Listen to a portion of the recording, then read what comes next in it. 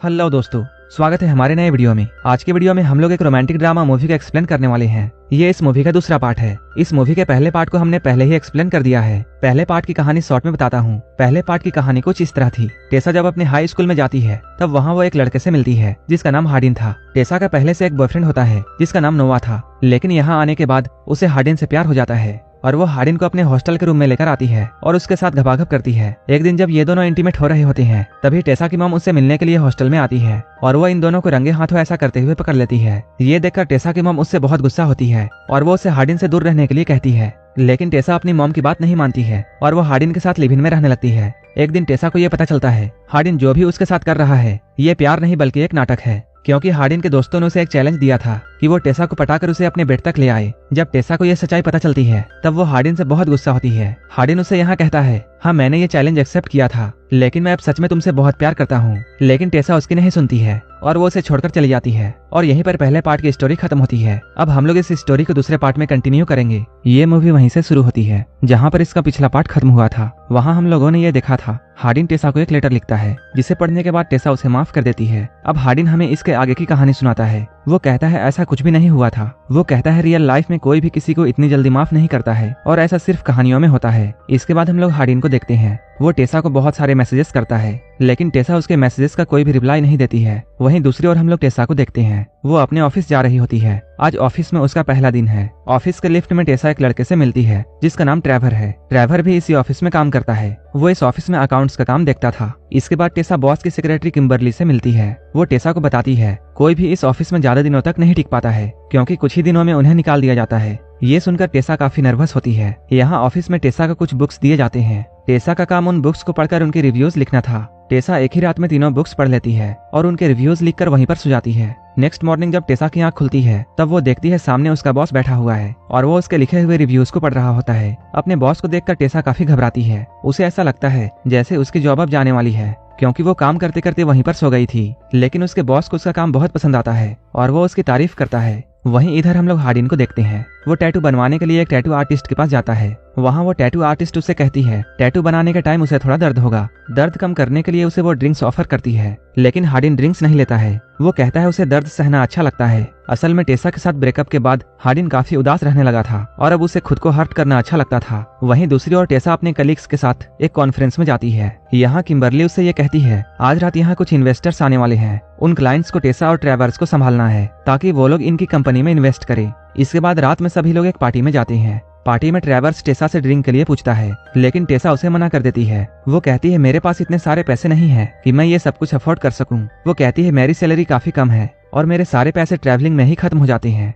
थोड़ी ही देर बाद वो इन्वेस्टर्स भी यहाँ आते हैं और वो यहाँ इन दोनों को ड्रिंक्स ऑफर करता है। यहाँ पर टेसा कुछ ज्यादा ही पी लेती है। जब उसे अच्छी खासी चढ़ जाती है तब वो हार्डिन को कॉल करती है और वो हार्डिन से कहती है मुझे अच्छी तरह पता है तुम अभी भी मुझे मिस करते हो, क्योंकि मैं बहुत ही ज्यादा खूबसूरत हूँ। ये सुनकर हार्डिन समझ जाता है टेसा दारू पीकर टल्ली हो चुकी है और वो अब किसी भी लड़के के साथ घपाघप कर सकती है। इसके बाद हार्डिन टेसा से ये कहता है तुम जहाँ पर हो वहीं रहो, मैं अभी तुम्हारे पास आता हूँ। लेकिन इधर टेसा ट्रेवर्स के साथ होटल के रूम में आ जाती है। यहाँ ये दोनों बातें करने लगते हैं। बात करते हुए टेसा ट्रेवर्स के कपड़ों के ऊपर ड्रिंक गिरा देती है। फिर वो उसके कपड़े उतार कर उसे साफ करने लगती है। तभी हार्डिन भी यहाँ पहुँच जाता है। यहाँ वो ट्रेवर को बिना कपड़ों के देखता है। ट्रेवर को नंगा देखकर हार्डिन समझ जाता है जैसे ट्रेवर ने अपना सामान टेसा के गोदाम में रख दिया है। इसके बाद हार्डिन को बहुत गुस्सा आता है और वो ट्रेवर पर चिल्लाकर उसे यहाँ से जाने के लिए कहता है। ट्रेवर के जाने के बाद हार्डिन और टेसा में बहस होती है, लेकिन बहस करते हुए इन दोनों का मूड चेंज हो जाता है और ये लोग यहीं पर पलंग तोड़ घपाघप करते हैं। नेक्स्ट मॉर्निंग जब दोनों सोकर उठते हैं तब टेसा हार्डिन से ये कहती है कल रात मैं बहुत नशे में थी,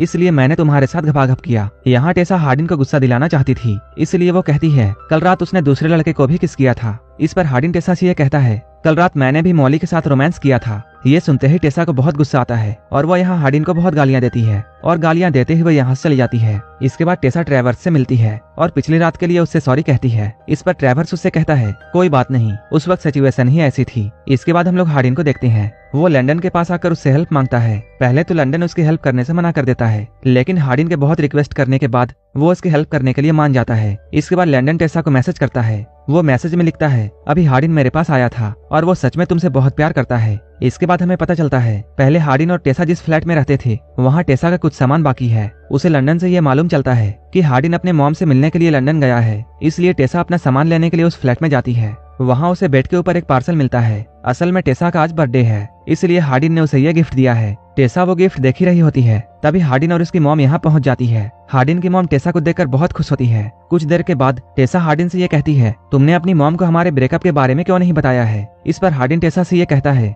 मुझे तुम्हारे साथ देखकर मेरी मॉम बहुत खुश होती है और मैं उन्हें हर्ट करना नहीं चाहता था, इसलिए मैंने उन्हें ब्रेकअप के बारे में नहीं बताया है। इसके बाद हार्डिन की मॉम टेसा को यहीं पर रुकने के लिए कहती है। पहले तो टेसा उन्हें मना करती है, लेकिन उनके फोर्स करने पर टेसा वहीं रुकने के लिए मान जाती है। नेक्स्ट डे टेसा अपनी मॉम से मिलने के लिए जाती है। यहाँ वो नोआ से भी मिलती है। यहाँ नोआ टेसा से ये पूछता है, तुम्हारे और तुम्हारे डैड का रिलेशन कैसा था। यहाँ हमें ये पता चलता है जब टेसा बहुत छोटी थी तब उसके डैड उसकी मॉम को छोड़कर चले गए थे। इसके बाद टेसा अपनी मॉम को कॉल करती है और उनसे अपने डैड के बारे में पूछती है। टेसा की माँ उसे बताती है, एक बार तुम्हारे डैड तुमसे मिलने के लिए यहाँ आए थे, लेकिन मैंने उन्हें यहाँ से भगा दिया था। ये सुनकर टेसा को बहुत बुरा लगता है। इसके बाद वो वापस हार्डिन के पास जाती है। जैसे ही रात होती है ये लोग फिर से घपाघप करते हैं। सुबह होने पर टेसा जैसे ही उठकर बाहर आती है तब हार्डिन की मॉम उससे पूछती है, तुम्हारा और हार्डिन का रिलेशन कैसा है। इस पर टेसा उन्हें सारी बात बता देती है। टेसा उनसे कहती है, आपका बेटा एक नंबर का ठरकी है और उसने मुझे धोखा दिया था, इसलिए मैंने उसे छोड़ दिया। लेकिन हार्डिन अभी भी टेसा के साथ रहना चाहता था, इसलिए जो भी चीजें टेसा को पसंद होती थी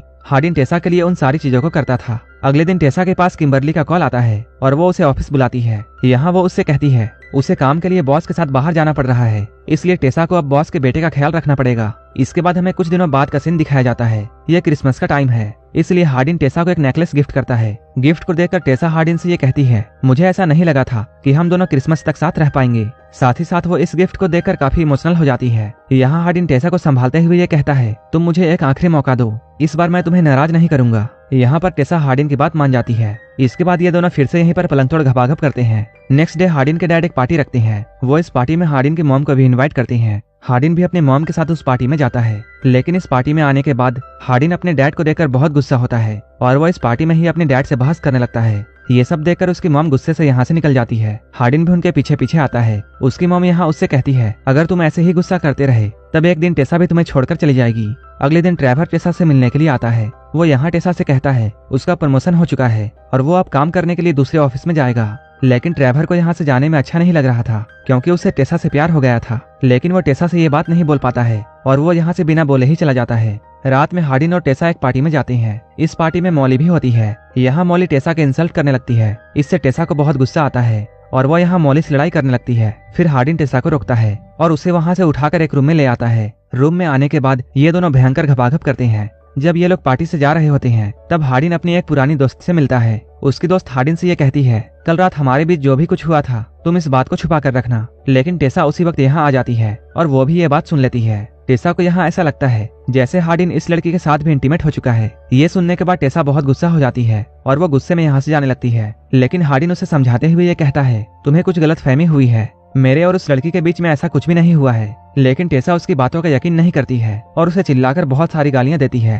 और गालियां देते हुए यहाँ चली जाती है। नेक्स्ट मॉर्निंग जब टेसा सोकर उठती है तब उसे ऐसा लगता है जैसे उसे हार्डिन से लड़ाई नहीं करनी चाहिए थी। इसके बाद वो हार्डिन को कॉल करती है, लेकिन हार्डिन का फोन ऑफ होता है, इसलिए टेसा परेशान होकर उसे ढूंढने के लिए निकल जाती है। फिर जब हार्डिन अपना फोन ऑन करता है तब उसे टेसा के बहुत सारे मैसेजेस मिलते हैं। तभी हार्डिन यहाँ से जाते हुए ये देखता है टेसा का एक्सीडेंट हो चुका है और टेसा को एम्बुलेंस में हॉस्पिटल ले जाया जा रहा है। ये देखकर हार्डिन एम्बुलेंस के पीछे भागता है, लेकिन वो उसे नहीं पकड़ पाता है। इसके बाद वो टेसा को कॉल करता है, लेकिन वो कॉल ट्रेवर रिसीव करता है। ट्रेवर यहाँ हार्डिन से ये कहता है, अगर तुम टेसा से प्यार करते हो तब उसे तुम जाने दो। ये सुनने के बाद हार्डिन को ऐसा लगता है जैसे टेसा ट्रेवर के साथ रिलेशन में है। इसके बाद वो अपने कॉल को कट कर देता है। टेसा जब ठीक होकर फ्लैट में वापस आती है तब यहाँ उसे एक लेटर मिलता है। इस लेटर को हार्डिन ने लिखा था। टेसा उस लेटर को यहाँ पढ़ती है। उस लेटर में हार्डिन ये कहता है, मैं तुमसे बहुत प्यार करता हूँ, लेकिन शायद मैं तुम्हारे लिए ठीक नहीं हूँ, क्योंकि मैं हमेशा तुम्हें हर्ट करता हूँ। उस रात जिसे तुमने पार्टी में देखा था असल में वो मेरी एक्स गर्लफ्रेंड थी। मैंने उसे भी हर्ट किया था और मैं इसके लिए उससे माफी मांग रहा था,